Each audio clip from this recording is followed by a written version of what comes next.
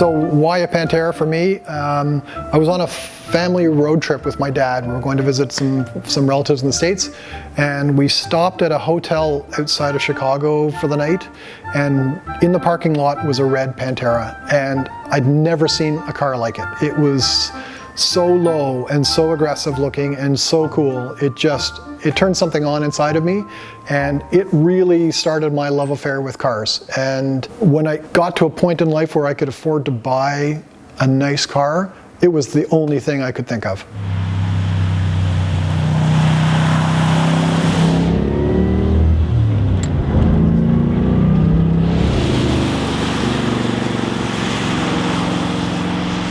I always wanted a Pantera, and you know, it's really not the most practical car to have, so I bought a Miata, which wasn't really practical, but it was pretty reliable. And one day my wife and I were visiting my dad, and he had been diagnosed with a condition that was potentially fatal, and I was just feeling like here's a man who'd worked his entire life and had set aside all the things he really wanted, and now it was too late.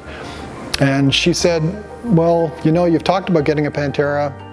You've always wanted one. Do it.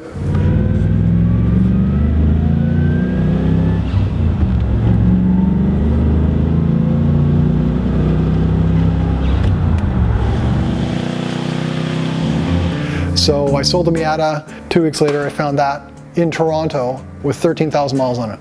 And honestly, it's never stranded me. I've driven it through the Rockies, I've driven it all through Ontario. It's been a great car, super reliable, super easy to drive, tons of trunk space for tools, luggage, you name it. Driving the Pantera is interesting because it's quite fast and it handles quite well, but it's really analog.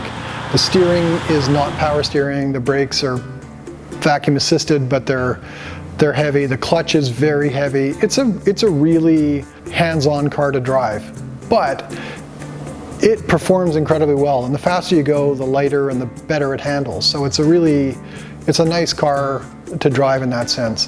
When you fire up that Cleveland, it just sounds so awesome.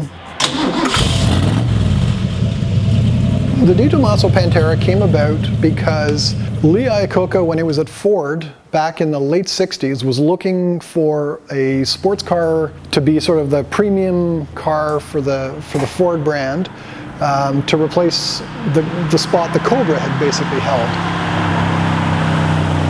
They worked with Detomaso to engineer and build this car with the primary intention of selling it as a premium sports car to the American market. Detomaso was a small Italian manufacturer. They started building race cars in the late 50s. So Ford got involved in helping to design the tooling and the manufacturing process for these cars. And they were sold at Lincoln Mercury dealers from 1971 until about 1974. And they discontinued really because of the fuel crisis. So this particular car is an early car. It's not the earliest versions. The earliest versions were called push buttons because they had a push button door handle. But this is an early 1971 model, so first year of production.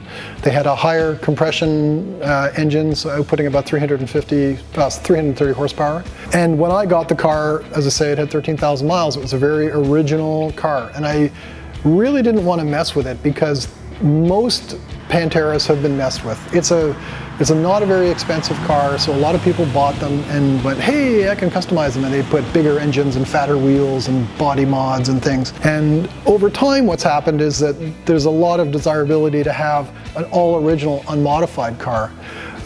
So I've kept this one pretty stock, but there's always that itch in the back of your head that says, I'd so love to do this. And so after I bought this car, I bought another Pantera that had been heavily modified. A friend of mine in Toronto who had what I would consider to be one of the nicest and most extreme Panteras I've ever seen, and I have seen a lot, he offered to sell his car, which is this one. And this car is modified after the factory Group 4 race cars, which had flared fenders, 180-degree exhaust, individual induction for the engine. It's an animal to drive. It's almost 600 horsepower.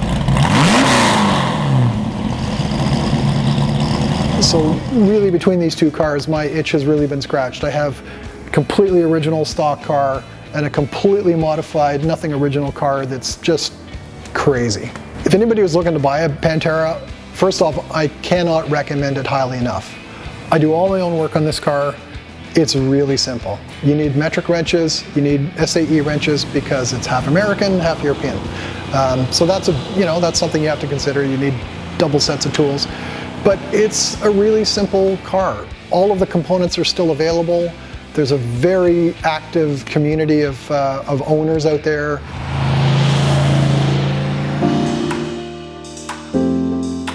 I could literally drive this car anywhere in the world, and if I broke down, I would be one phone call away from somebody coming to give me a hand. It's a really tight community. What to avoid? Don't buy a rusty car. Unless you are a really great welder, don't buy a rusty car. Look for a car that's solid, that's unmolested, that's rust-free. And don't worry if it needs new brakes, if it needs an engine rebuild. Don't worry about the cooling system. Don't worry about anything mechanical, because it's all shockingly cheap. $100 for a generator. I think it was $200 for a high-flow aluminum water pump. Try that on a Ferrari.